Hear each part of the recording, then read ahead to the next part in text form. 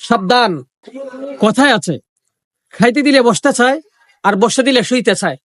বাংলাদেশটা এখন এমন হয়ে গেছে, যদি আমি আপনাকে পুরো পৃথিবীকে জরিপ করতে বলি, তাহলে আপনি দেখবেন পুরো পৃথিবীর মধ্যে যে সমস্ত রাষ্ট্রগুলোতে সংখ্যাগরিষ্ঠ মুসলমান রয়েছে, আপনি দেখবেন তারা কেউ শান্তিতে নেই। শুধু আমি কেন বলবো, পুরো মিডিয়ার জগতে আপনি ঘুরেন, দেখবেন প্রত্যেকটা মিডিয়া বলে তারা শান্তিতে নেই। লেবানন, ইস্কোনিয়া, বসনিয়া, চেচনিয়া, ফিলিস্তিন সহ প্রতিটা রাষ্ট্রের মধ্যে মুসলমানরা প্রতিদিন নির্যাতিত হচ্ছে। হাজার হাজার মানুষ মারা যাচ্ছে, শহীদ হচ্ছে। বাবার সামনে মা মারা যাচ্ছে, মায়ের সামনে সন্তান মারা যাচ্ছে, ভাইয়ের সামনে বোন মারা যাচ্ছে, বোনের সামনে ভাই মারা যাচ্ছে। এই সমস্ত জিনিসগুলো কেউ দেখে না। এর বিপরীতে আপনি যদি জরিপ করেন পুরো পৃথিবীর মুসলিম কান্ট্রিগুলোতে, এই মুসলিম কান্ট্রিগুলোতে যে সমস্ত হিন্দুর সংখ্যাগরিষ্ঠ মানুষ বসবাস করে তারা কেমন আছে, তাহলে আপনি জরিপে পাবেন তারা জান্নাতে মায়ের কুলে বসবাস করার মতন রয়েছে। এরপরও বাংলাদেশে তারা বিভিন্ন ধরনের উস্কানিমূলক হাঙ্গামা লাগানোর জন্য তারা সব সময় রাস্তা খুঁজে থাকে। আমরা ইতিপূর্বে এর আগে অনেকবারও আমরা উলামায়ে কেরাম জনসাধারণকে আমরা জানিয়েছি, বাংলাদেশে যে ইসকন সংগঠনটা রয়েছে এটা কোশ্চিন কালেও বাঙালিদের জন্য শুভকর হবে না, এটা আমরা অনেক আগেই বলেছি। কিন্তু স্বৈরাচার শেখ হাসিনার আমলে সেটা আমরা প্রকাশ করতে পারিনি, বরঞ্চ উলামায়ে কেরামদেরকে দলে দলে গ্রেফতার করে জেলবন্দি করেছে। কিন্তু স্বৈরাচার শেখ হাসিনা পতনের পর যখন তারা বুঝতে পারলো তাদের যে মিশন ছিল সেই মিশনগুলো তারা সাকসেস করতে পারছে না, এখন তারা জ্বলে পুরো ছাই খাই হয়ে যাচ্ছে। আমি আপনাকে সাধারণ একটা উপমা দিব, আপনি বুঝে থাকলে বলবেন। বিএনপি, আওয়ামী লীগ, জাতীয় পার্টি প্রত্যেকটা দলের যে জনপ্রিয়তা আছে, সব জনপ্রিয়তা যদি একসাথে করা হয়, আর আল্লামা দেলোয়ার হোসেন সাইদের জনপ্রিয়তা যদি একসাথে করা হয়, আর এদিকে মামুনুল সাহেবের জনপ্রিয়তা একদিকে করা হয়, তাহলে এই 14 বর্ষে যে দলগুলো ছিল তাদের জনপ্রিয়তা ওনাদের দ্বারা কাছেও আসবে না।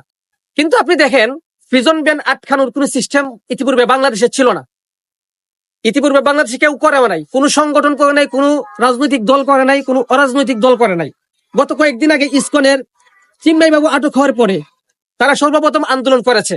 আন্দোলন করার পরে তারা প্রিজন ব্যানকে কোর্ট থেকে বের হতে দিচ্ছিল না, মানে তারা চতুর্দিকে অ্যাটাক করে রেখেছিল। এটা বাংলাদেশের ইতিহাসে ফার্স্ট হয়েছে। এরকম ঘটনা বাংলাদেশে আর কখনো হয় নাই, আপনি খোঁজ নিয়ে দেখতে পারেন।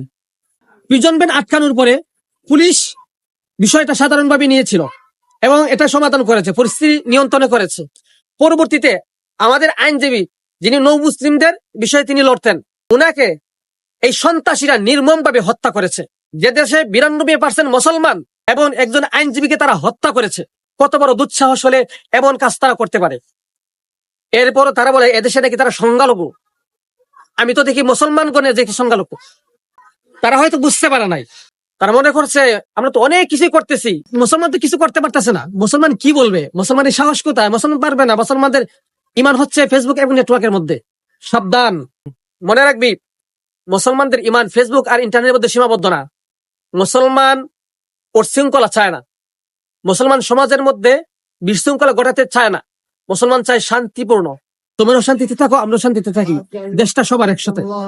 কিন্তু তোমরা যা শুরু করেছো, যদি এগুলো চলতে থাকে তাহলে তোমাদের কখনো ছাড় দেওয়া হবে না। তোমরা কি মনে করো যে পশ্চিমবঙ্গে তোমাদের কথা বলায় আমরা ভয় পেয়ে যাব? আরে আমরা সেই খালিদ বিন ওয়ালিদের উত্তরসূরি, আমরা সেই আবু বকরের উত্তরসূরি, আমরা সেই উমরের উত্তরসূরি, আমরা সেই আলীর উত্তরসূরি। আমাদেরকে ভয় দেখাবে পৃথিবীতে এমন কোন মায়ের পুত্র জন্ম নেয় নাই। কাজেই এই সমস্ত কর্মকাণ্ড দেখে আমরা বুঝতে পারলাম ইসকন পুরো পৃথিবীতে সবচেয়ে নিকৃষ্ট একটি সংগঠন, এবং এটাকে বৈঠক করা এবং বাংলাদেশ থেকে নিষিদ্ধ করা, এটা বাংলাদেশের 99% মুসলমানদের দাবি।